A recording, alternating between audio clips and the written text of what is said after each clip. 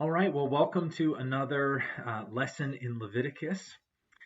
Today, I want to talk about something that comes up in Leviticus, not just in one particular passage, but in a variety of passages, is the issue of ritual states. Now, this is totally foreign to us, but it's essential in order to understand Leviticus, but it's totally foreign to us, and so it will need some explanation. So first of all, there are three ritual states. There's impure or unclean, same thing. Pure or clean, again, same thing. Or holy. Impure, pure, and holy. There are also some sort of variations within the states. So there are major impurities and minor impurities. Minor impurities lasted a day, were solved with a bath and laundered clothes, and were not contagious. But major impurities lasted multiple days, involved much more elaborate cleansing, and were contagious to the touch. Within the category of holy, priests who were pure were holy, but the high priest was the most holy and was the only one who could enter the most holy place in the tabernacle. Now, these are not value judgments on the worth of a person.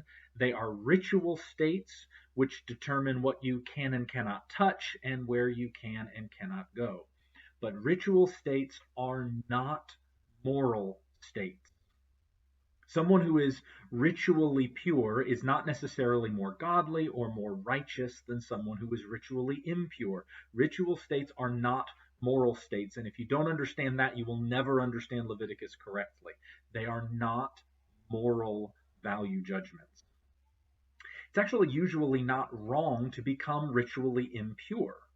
So, for example, relations with your spouse or having a baby made someone ritually impure, but both are actually good things that are essential to fulfilling our God-given commandment to be fruitful and multiply in Genesis 1:28. Ritual states are not moral judgments. The fact is, about these ritual states, we actually don't know all the details about their origination, but they were probably understood to some degree in the wider culture at the time. But we do see some elements about them and what they teach us in the Bible. One of those reasons we'll talk about today, and another we'll talk about in our next video. But the one for today about these ritual states is that ritual states point towards God's immense holiness. These states are a constant reminder that God is utterly holy, and in order to enter his presence, you have to do so properly. Not just anyone can enter the tabernacle, only ritually pure people. Not just any ritually pure person can go into the central area of the tabernacle, only priests can do that. Not just any priest can go into the most holy place, only the high priest can do that, and only once a year after elaborate purification rituals.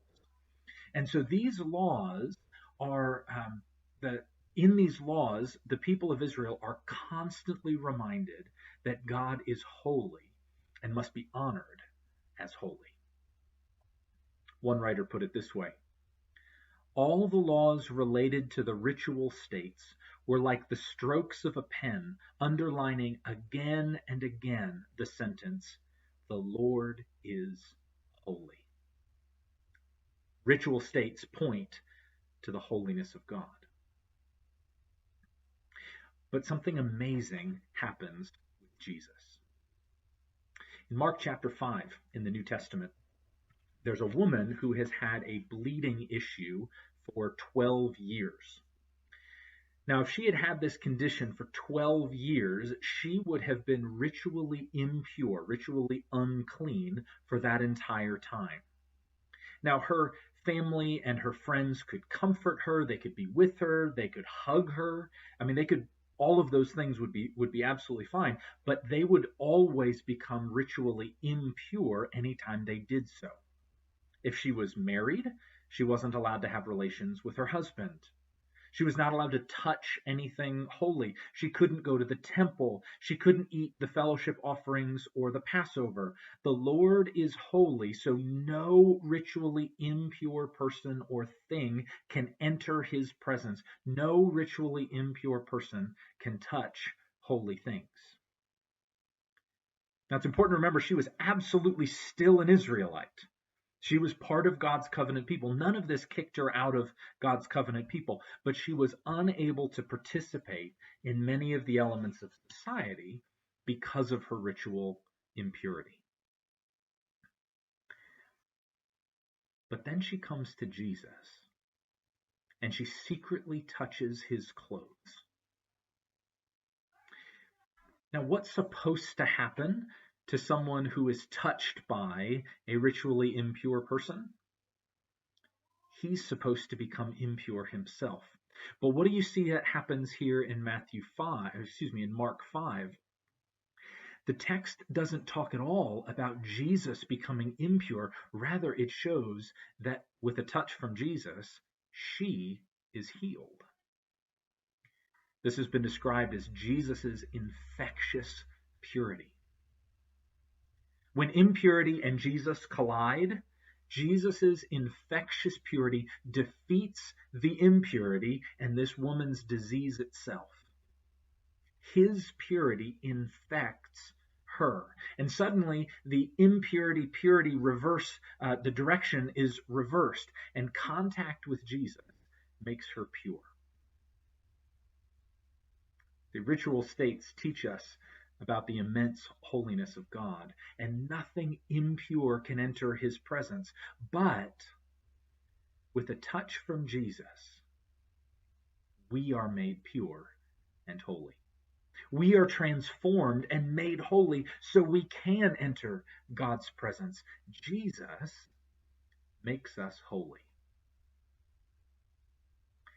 So today I want you to process this incredible fact that Jesus makes you pure. You can enter God's presence when we trust in Jesus.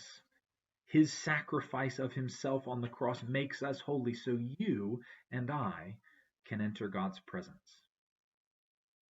And this book of Leviticus helps us understand the good news of Jesus, because as we grasp the concept, this very foreign concept of these ritual states, we better understand what Jesus has done for us, making us holy and able to enter God's presence and enter his service without fear.